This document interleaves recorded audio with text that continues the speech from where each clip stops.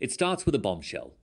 Mark Webber, the once quiet Australian phone veteran, now Oscar Piastri's manager, just dropped a statement that echoes like thunder in the papaya halls of McLaren. You have to be solid on all circuits, he says about his protege Piastri. And in terms of the number of kilometers spent in the lead, he is well ahead of Lando Norris, even if the points gap doesn't tell the full story. Boom.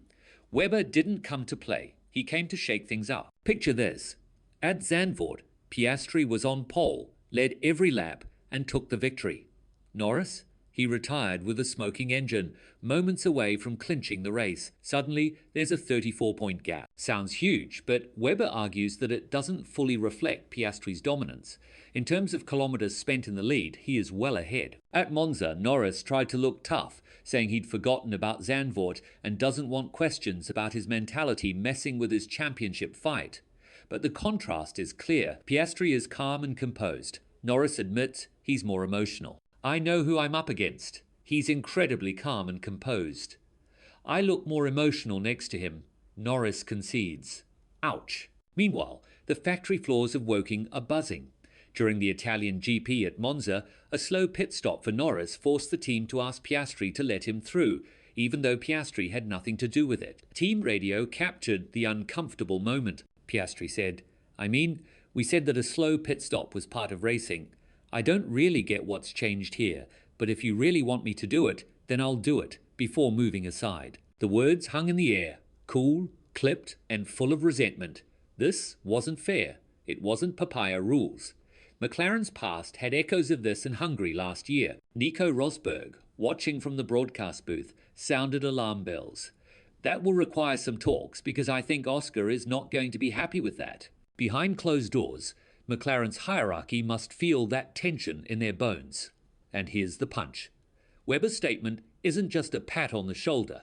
It's a warning. He's pointing out that Piastri's consistency and leadership have already placed him ahead in reality, making Norris look vulnerable. If McLaren's board or management increasingly lean toward Norris, could Piastri be out at the end of this season or next?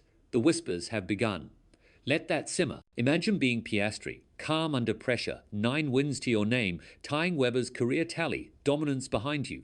Yet you're the one having to give up your position because of favoritism or team politics. That's betrayal-level tension in slow motion. This is more than a team fight. It's a clash of values.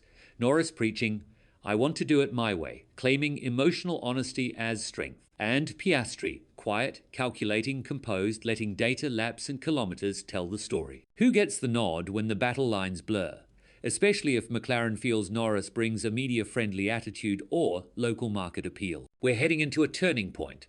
If the constructors' title is already in the bag, as some suggest could happen soon, the team might shift to a driver-first approach. That's when Piastri could either cement his place or find himself boxed out. But here's the question no one at McLaren wants to answer out loud.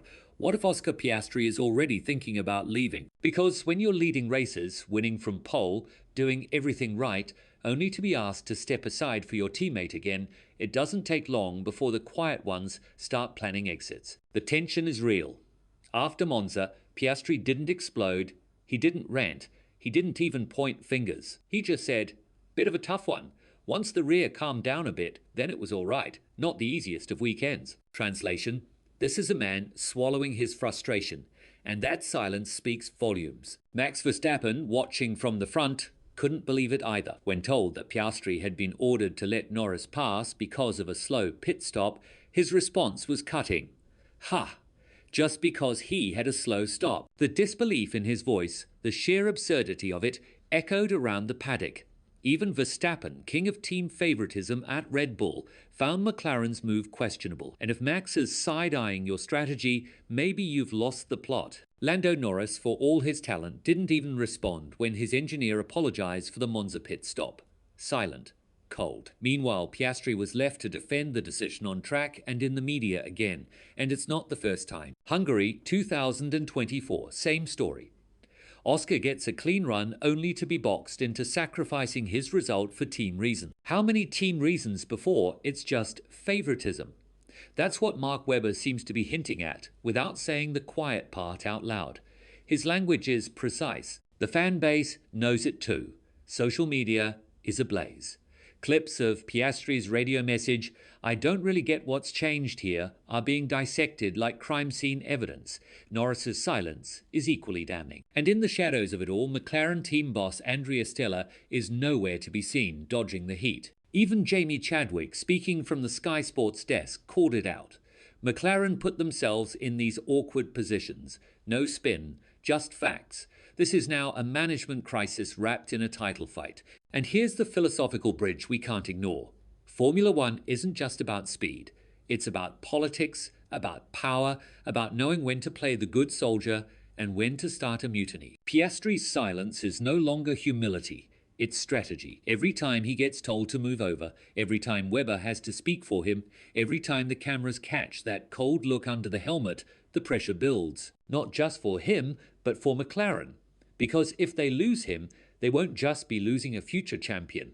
They'll be repeating the mistakes of every team that let the quiet ones slip away. Sound familiar? Ask Red Bull how losing Ricciardo felt. Ask Mercedes about George Russell's loyalty if they don't back him over Hamilton. Phone history is littered with teams that bet on the wrong driver at the wrong time. McLaren has a choice to make, and soon. Do they double down on Norris and risk losing Piastri?